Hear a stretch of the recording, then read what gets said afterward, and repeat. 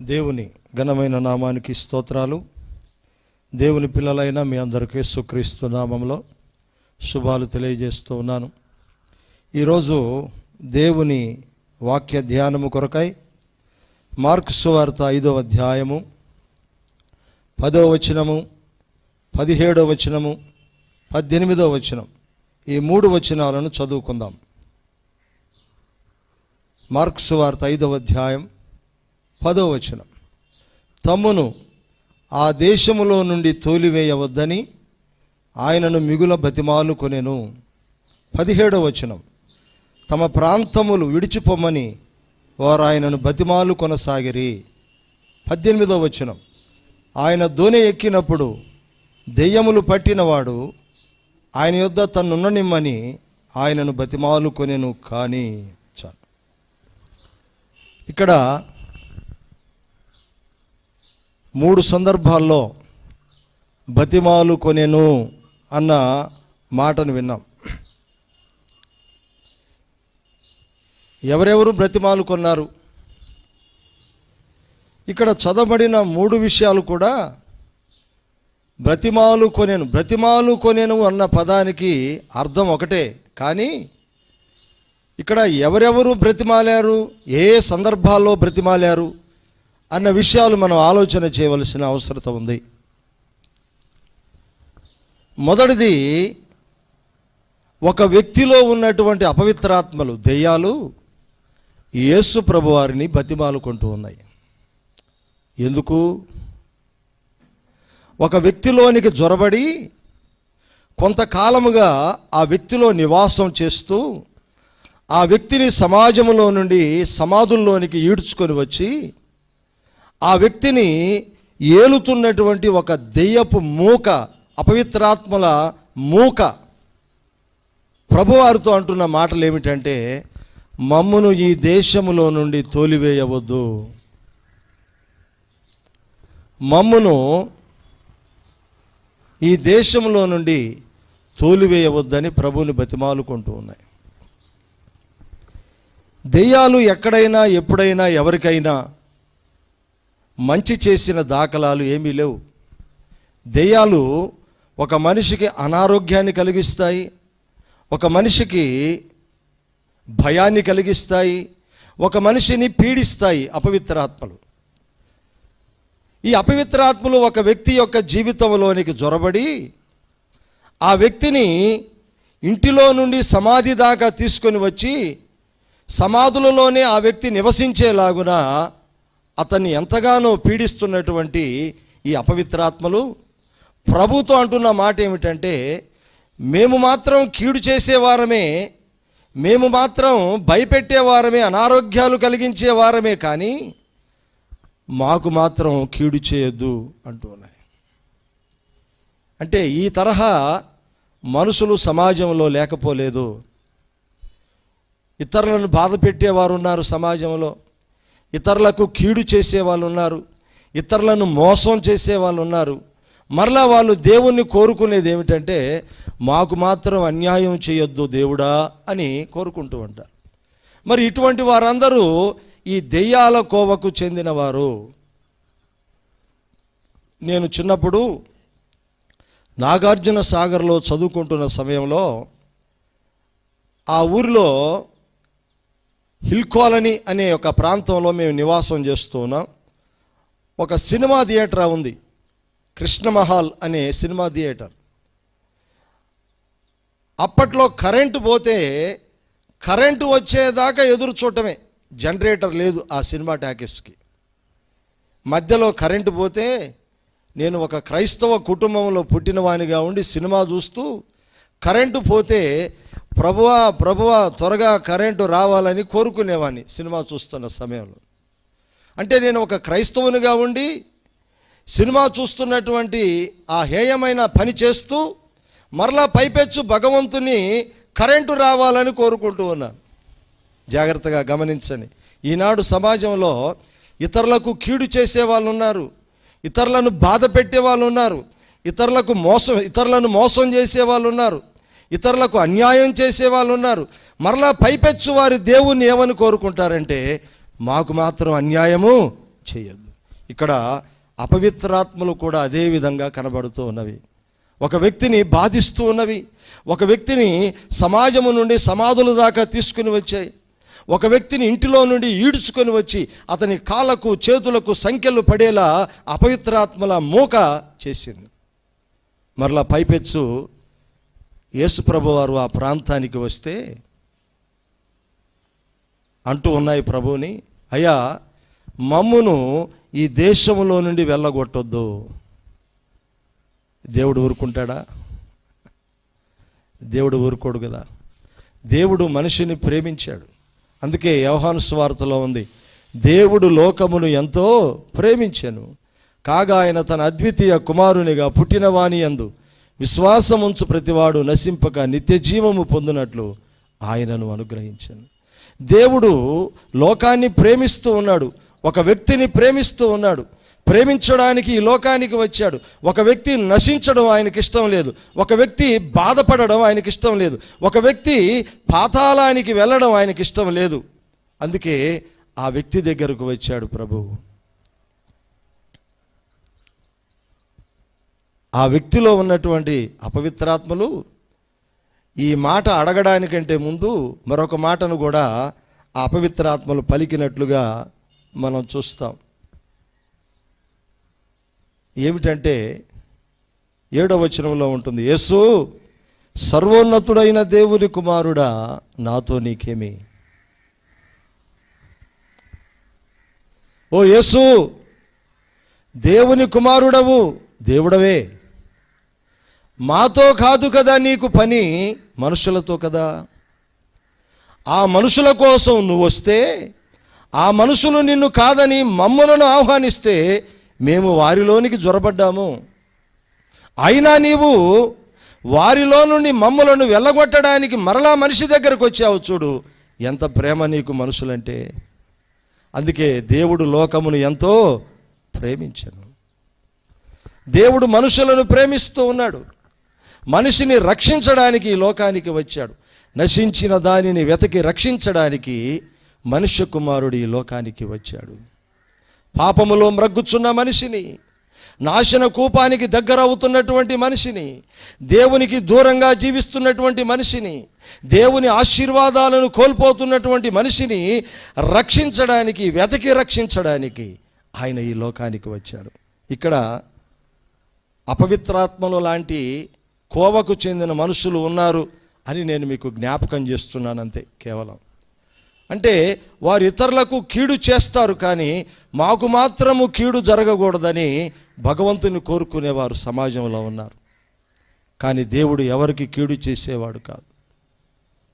ఆ మనిషిని రక్షించడానికే ప్రభువారు అక్కడికి వచ్చాడు. తర్వాత ఏం జరిగిందో తెలుసా?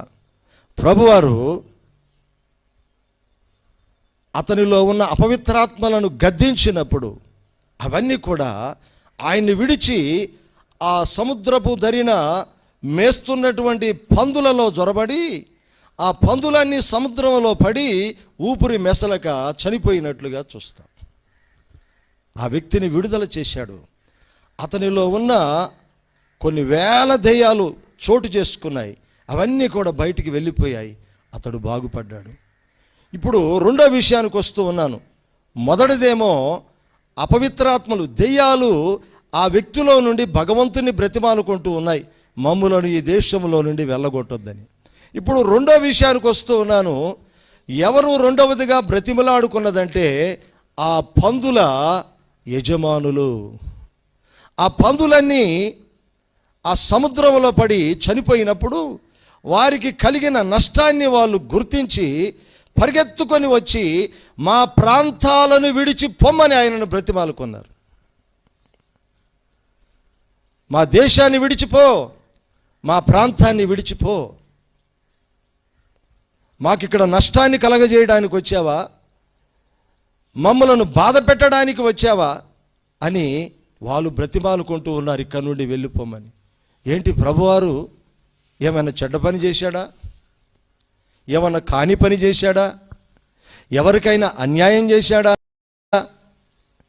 ఎవరికైనా కీడు చేశాడా? లేదే. కీడును అనుభవిస్తున్నటువంటి ఒక వ్యక్తిని సమాజాన్ని విడిచి సమాధులలో నివాసం చేస్తున్నటువంటి ఒక వ్యక్తిని, కుటుంబాన్ని విడిచిపెట్టి సమాధులలోనే బ్రతుకుతున్నటువంటి, గొలుసుల చేత ప్రతినిత్యము బంధించబడుతున్నటువంటి ఆ వ్యక్తిని విడిపించాడు, బాగు చేశాడు. సాటి మనిషి బాగుపడ్డ విషయం వారందరూ కన్నులారా చూశారు. అయినా కానీ వారికి కలిగిన నష్టాన్ని బట్టి ఆ ప్రాంతాలను విడిచిపోమని ప్రభువుని కోరుకుంటూ ఉన్నారు. ఈనాడు ఆయన ఈ ప్రపంచానికి వచ్చి 2000 సంవత్సరాలైంది. ఆయన ఇప్పటికీ కూడా ఆయన ఎవరు, ఎందుకు వచ్చాడు, మనుషులకు ఏమి చేయడానికి వచ్చాడు, మనుషులకు అతనికి ఉన్న సంబంధం ఏమిటి అని గుర్తించిన వారు చాలామంది ఉన్నారు.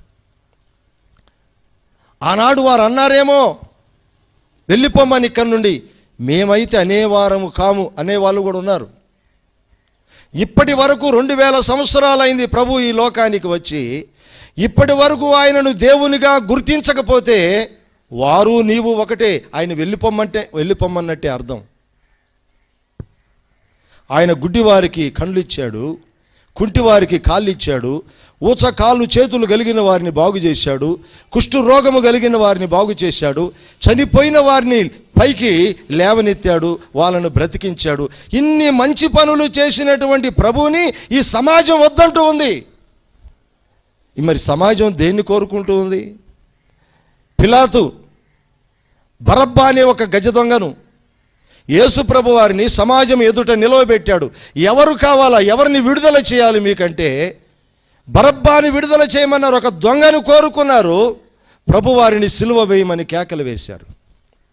సమాజం దేన్ని కోరుకుంటూ ఉందంటే ఒక దొంగను కోరుకుంటూ ఉంది. దొంగకు విడుదల కావాలని కోరుకుంటూ ఉంది. ఒక నీతిమంతుని సిలువకు అప్పగించమని కేకలు వేస్తూ ఉంది సమాజం. అందుకే మోదుకూరి జాన్సన్ గారు ఒక చక్కని గేయాన్ని రాశాడు. దీన జనాలికై దైవ కుమారుడు పంచిన రొట్టెలే రాళ్ళైనాయి, పాపక్షమాపణ పొందిన హృదయాలు నిలువున కరిగి నీరైనాయి. తాకినంతనే స్వస్థత నొసగిన తనువుపై కొరడా చెల్లంది, అమానుషాన్ని అడ్డుకోలేని అబలల ప్రాణం అల్లాడింది. ప్రేమ పచ్చికలు పంచిన కాపరి దారుణ హింసకు గురి కాగా, చెదరిపోయిన మూగ గుండెలు చెల్లా చెదరై కుమిలాయి. పరమ పవిత్రునిగా పారాడిన పవిత్ర పాదాలు నెత్తురు ముద్దగా మారాయి. అభిషక్తుని రక్తాభిషేకముతో ధరణి తరించి ముద్దాడింది. ఆ పరమ పావన యేసు రక్తం నేల మీద పడితే ఆ నేలట ఆయన ఎంత చక్కగా రాశాడో, ఓహో ఇది మామూలు రక్తం కాదు, ఇది పరమ పావన పవిత్ర రక్తమని ఆ ధరణి నేల రక్తాన్ని ముద్దు పెట్టుకుంది. మరొక మాట రాశాడు, సిలువను తాకిన కలువరి రాళ్ళు కలవరపడి అరిచాయి అన్నాడు ఆయన. ఆ సిలువను మోసుకొని వెళుతూ ఉంటే ఆ సిలువకు రాళ్ళు తగులుతూ ఉంటే ఆ రాళ్ళు కేకలు వేసాయని రాశాడు. ఏమని కేకలు వేసి ఉంటాయి? ఓ మనుషులారా, జ్ఞానమున్న మనుషులారా, భోజనము తప్ప మరొకటి తినని మనుషులారా, ఆలోచన కలిగిన మనుషులారా, ఇదిగో మీ పాపాన్ని శాపాన్ని ఆ సిలువ మీద ఆ భారంగా ఆ సిలువ రూపంలో మోసుకొని వెళ్ళుచున్నటువంటి ఆ దేవుని యొక్క ప్రేమ నీకు అర్థం కాలేదా అని ఆ రాళ్ళు కేకలు వేస్తూ ఉన్నాయట. నేనే ఇంతగా గట్టిగా అరుస్తుంటేనే మీకు ఇంకా అర్థం కావట్లేదు, ఇంకా రాళ్ళ భాష ఏమర్థమై ఉంటుంది మీకు? అందుకే ఆ సమాజం ఎదుట ఇరువురిని నిలబెట్టాడు పిలాతు. బరబ్బాను నిలబెట్టాడు, ప్రభువు నిలబెట్టాడు. ఎవరిని కోరుకున్నారు సమాజం అంటే? బరబ్బాని కోరుకుంది. దేవుని పిల్లలారా, అందుకే ఇక్కడ కూడా ఒక వ్యక్తిని బాగు చేశాడు ప్రభు. ఆ యజమానులందరూ వచ్చేమన్నారంటే, మా ప్రాంతాలను విడిచి పో. మరి నువ్వేం కోరుకుంటూ ఉన్నావు? సర్వలోకాన్ని సృజించిన సృష్టికర్తను కోరుకుంటూ ఉన్నావా? నీ కోసం ప్రాణం పెట్టిన ప్రాణప్రియుని కోరుకుంటూ ఉన్నావా? నీ పాపాలు క్షమించి నీకు మోక్షరాజ్యాన్ని ప్రసాదించడానికి ఆ శిలోమ్రానుపై మరణించి సమాధి చేయబడి మరణాన్ని జయించి తిరిగి లేచిన ఆ ప్రభువుని కోరుకుంటూ ఉన్నావా? ఎవరిని కోరుకుంటూ ఉన్నావు? అందుకే 2 విషయాలు చెప్పాను మీతోని. దెయ్యాలు, అపవిత్రాత్మలు ఆయనను బ్రతిమాలుకుంటూ ఉన్నవి, ఆ దేశంలో నుండి మమ్మలను వెళ్ళగొట్టొద్దని. రెండవది, మా ప్రాంతాలను విడిచి పొమ్మని ఆ పందుల యజమానులు ప్రభుని బ్రతిమాలుకుంటూ ఉన్నారు. మూడోది ఎవరో తెలుసా బ్రతిమలాడుకుంది? ఎవడైతే అపవిత్రాత్మల బాధ నుండి విడిపించబడి స్వస్థ చిత్తుడై వస్త్రాలను ధరించి ఆయన పాదాల దగ్గర కూర్చొని మాట్లాడుతున్నటువంటి వ్యక్తి. అప్పటి వరకు ఒంటి మీద వస్త్రాలు లేవు, తన్ను తానే గాయాలు చేసుకునేవాడు, తన్ను తానే గాయపరుచుకునేవాడు.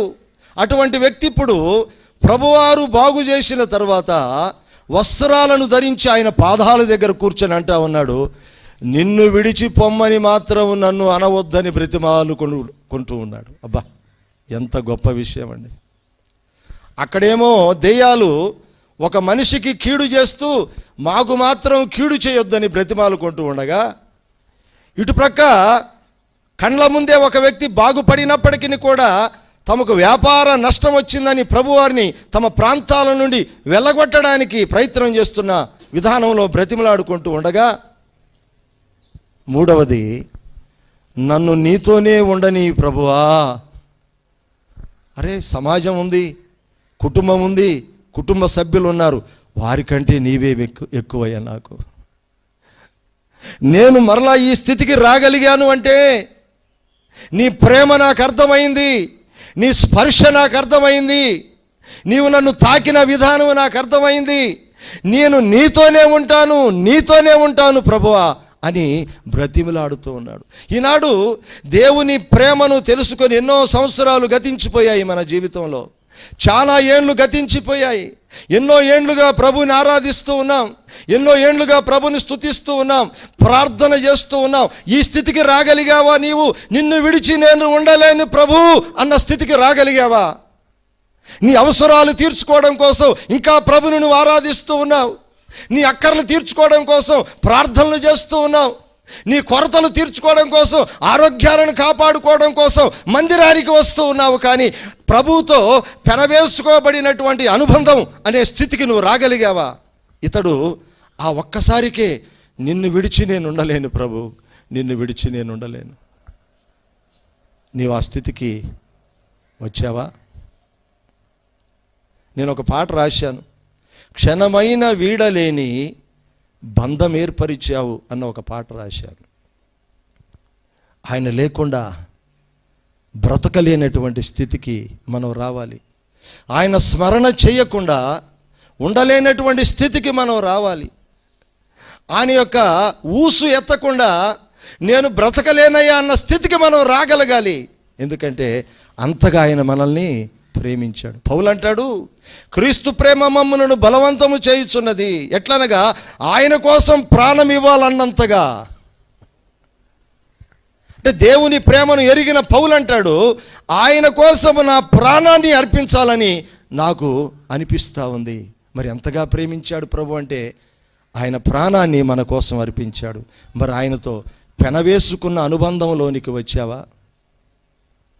శిష్యులు చాలామంది ప్రభుని విడిచి వెళ్ళిన తర్వాత తన ఎదురుగా ఉన్న శిష్యులతో ప్రభు ఒక మాట అడిగాడు, ఏమయ్యా మీరు కూడా వెళ్ళాలనుకుంటూ ఉన్నారా? అప్పుడు పేతురు స్పందించి ఒక మాట అన్నాడు, మేము ఎక్కడికి వెళ్ళగలము ప్రభు, ఎక్కడికి వెళ్ళగలము? నీవే నిత్య జీవపు మాటలు కలిగిన పరిశుద్ధ దేవుడవు. అబ్బా అబ్బా అబ్బా అబ్బా, నిన్ను విడిచి మేము ఎక్కడికి వెళ్ళ నీవే జీవపు మాటలు కలిగిన దేవుడవు, నీవు పరిశుద్ధుడవు. నిన్ను విడిస్తే మేము బ్రతకగలమా? నిన్ను విడిస్తే మేము బ్రతకలేము. ఇక్కడ ఈ వ్యక్తి ప్రభువుతో పెనవేసుకున్నటువంటి అనుబంధం. అయ్యా, నిన్ను విడిచి పొమ్మని నన్ను అనవద్దయ్యా, నేను నీతోనే ఉంటానయ్యా. నీ ప్రేమ నాకు అర్థమైంది, నీ ప్రేమ నాకు అర్థమైంది, నీ ప్రేమ స్పర్శ నాకు అర్థమైంది. అందులోనే నన్ను జీవించని, అందులోనే నాకు హాయిగా ఉంది. మరి ఇన్ని సంవత్సరాల నుండి వాక్యం చదువుతూ ఉన్నావు, ఇన్ని సంవత్సరాల నుండి ప్రార్థన చేస్తూ ఉన్నావు, ఇన్ని సంవత్సరాల నుండి ఆరాధనకు వస్తూ ఉన్నావు, ఇన్ని సంవత్సరాల నుండి మందిరానికి వెళ్తూ ఉన్నావు. మరి ఈ మాట అనగలవా? నిన్ను విడిచి నేను ఉండలేనయ్యా, నిన్ను విడిచి నేను ఉండలేనయ్యా, నిన్ను విడిచి నేను ఉండలేను. ఇక్కడ దెయ్యాలేమో మేము మాత్రం కీడు చేస్తాం, కానీ నువ్వు మాత్రం మాకు కీడు చేయొద్దని దెయ్యాలు అడుగుతున్నాయి. ఇటువంటి తరహా మనుషులు సమాజంలో ఉన్నారు. రెండవది, తమకు కలిగిన నష్టాన్ని బట్టి మానవ జాతిని రక్షించడానికి వచ్చిన సృష్టికర్త అయిన దేవుణ్ణే వెళ్ళిపోమ్మని వీళ్ళు అంటా ఉన్నారు. మూడవది, ఆ దేవుని చేతిలో బాగుపడ్డటువంటి వ్యక్తి నీతోనే నేను ఉంటాను, నిన్ను విడిచి పొమ్మని నన్ను అనవద్దని బ్రతిమలాడుకుంటూ ఉన్నాడు. మరి మనం ఏ స్థితిలో ఉన్నాం? మన భక్తి ఏ స్థితిలో ఉంది? కేవలం ఆరోగ్యాలు సంరక్షించుకోవడం కోసం, ఆస్తులను సంరక్షించుకోవడం కోసం, అవసరాలు తీర్చుకోవడం కోసం భక్తి చేసేవారు చాలామంది ఉన్నారు సమాజం. మందిరానికి వచ్చేవాళ్ళు చాలామంది ఉన్నారు. కానీ దేవుడు లేకుండా నేను బ్రతకలేను, ప్రభువు లేకుండా నేను బ్రతకలేను, ఒక్క క్షణమైనా నేను ఉండలేను అన్న స్థితికి వచ్చిన వారు ఎంతమంది ఉన్నారు సంఘాల్లో? ఆ స్థితిని ప్రభు కోరుకుంటూ ఉన్నాడు, ఆ స్థితిని ప్రభు కోరుకుంటూ ఉన్నాడు. తలల వంచండి, ప్రార్థన చేస్తాను. మమ్ములను మిక్కిలిగా ప్రేమించిన మా దేవా, ఈ మధ్యాహ్నం మీ పాద సన్నిధికి వస్తూ ఉన్నాం. మీరు ఎంతగానో మాట్లాడుతూ ఉన్నారయ్యా. ముగ్గురు వ్యక్తులు ఇక్కడ బ్రతిమలాడుకుంటూ ఉన్నారు. దెయ్యాలు, ఆ పందుల యజమానులు, బాగుపడిన వ్యక్తి. దెయ్యాలేమో ఆ మనిషిని మేము పాడు చేస్తాం, కానీ మమ్మల్ని మాత్రం పాడు చేయొద్దని ప్రభువుని వేడుకుంటూ ఉన్నాయి. ఆ పందుల యజమానులు, ఒక వ్యక్తి బాగుపడ్డాడు, అది చూసి కూడా మా వ్యాపారంలో నష్టం కలిగింది కనుక నువ్వు ఇక్కడ నుండి వెళ్ళిపోమని ఆయన్ని వేడుకుంటూ ఉన్నారు. మూడవది, ఆయన చేతిలో బాగుపడినటువంటి వ్యక్తి, ఆ ప్రేమను రుచి చూచినటువంటి వ్యక్తి, నిన్ను విడిచి పొమ్మని నన్ను అనవద్దని ఆయన పాదాల దగ్గర కూర్చొని బతిమాలుకుంటూ ఉన్నాడు. మరి మనం ఏ స్థితి, మన భక్తి ఏ స్థాయిలో ఉంది అని మమ్మల్ని మేము పరీక్షించుకునేటువంటి ఆ స్థితిలోనికి మమ్మల్ని తీసుకునేదండి. యేసు నామమున అడుగుచూ ఉన్నాం పరమ తండ్రి. ఆమేన్. God bless you.